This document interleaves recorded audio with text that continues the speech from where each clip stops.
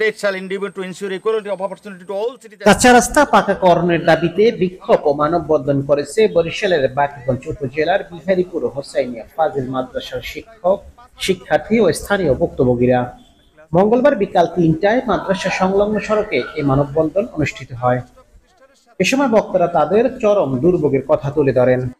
আর daily মনে করেন up down ৫,০০০ মানুষ আপ ডাউন করে, কিন্তু ৮ মান পানি ব্যাংকে কতবার আসতে পারে? রাস্তাটা একান্ত প্রয়োজন।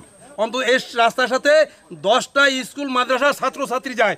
যদি বেশি জোয়ার হয় তাহলে রাস্তা তলিয়ে যায়। কমপক্ষে ৫-৭ হাজার ছাত্রছাত্রী পাবলিক এরা মানে এখানে যাতায়াত করে। ছাত্রছাত্রী জনগণের পক্ষ থেকে জোরালো দাবি যায় আমাদের এই রাস্তাটা অতি তাড়াতাড়ি। অনেক ছাত্রছাত্রী এবং পাবলিক আসলে যাতায়াত করতে খুবই কষ্ট হচ্ছে। আমরা দ্রুত সংস্কার চাই। আমাদের দাবি একটাই, রাস্তাটা অতি দ্রুত হোক। আমরা বৃষ্টির দিনে ক্লাস ঠিকমতো করতে পারি না। যখন ক্লাস করতে আসি তখন ওই পাকার মাথা থেকে শুরু করে আমাদের স্যান্ডেলগুলো খুলে রাখতে হয় এবং কাপড় চোপড় ব্যাগে করে তারপরে আমাদের ক্লাসে আসতে হয়। এই ভোগান্তি যাতে আমরা আর না পোহাতে হয়, এর জন্য সরকারের কাছে বিনীত অনুরোধ জানাচ্ছি। ৬ থেকে ৭ হাজার লোক যাতায়াত করে এবং ৮-১০টা প্রতিষ্ঠানের সাথে এই রাস্তাটির সংযোগ রয়েছে।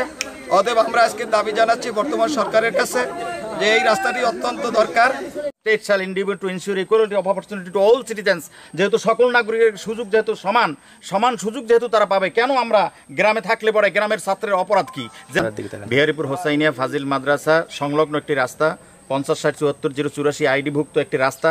বহু বছর পর্যন্ত আমরা জনপ্রতিনিধির মাধ্যমে আমরা চেষ্টা করেছি, কিন্তু রাস্তাটা এখনো পাকার কোনো মুখ দেখে নাই। এখানে অনেক ছাত্রছাত্রী, আপনারা বুঝতেই পারছেন, যেহেতু জেলায় শ্রেষ্ঠ হয়েছে অজপাড়া গায়ে থেকে, এবং এই প্রতিষ্ঠানটি 1970 সালে প্রতিষ্ঠিত হয়ে আসছে। তো সেই সময় থেকে এলাকার মানুষ এবং ছাত্রছাত্রী অভিভাবকরা দুর্বিষহ জীবনযাপন করে, এই রাস্তা থেকে চলাচল করতে পারে না। আর আমরা জানি বর্তমানে বৈষম্য বিরোধী ছাত্র আন্দোলনে সফলতা লাভ করে বর্তমান যে অন্তর্বর্তীকালীন সরকার আছেন, তাদের তো মূল বিষয়টাই হলো তারা বৈষম্য রাখবেন না।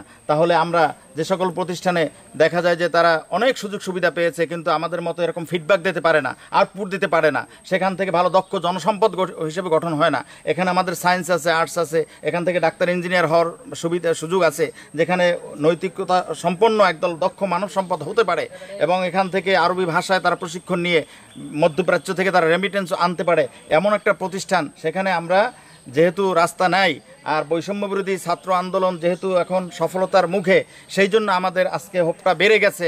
আমরা আশাবাদী, বৈষম্য যেহেতু সারা বাংলাদেশ থেকে সব জায়গা থেকেই দূরীভূত হচ্ছে, আর সংবিধানে যেহেতু কথাই আছে সকল নাগরিকের জন্য সুযোগের সমতা নিশ্চিত করে রাষ্ট্র সচেষ্ট হইবেন। The state shall endeavour to ensure equality of opportunity to all citizens.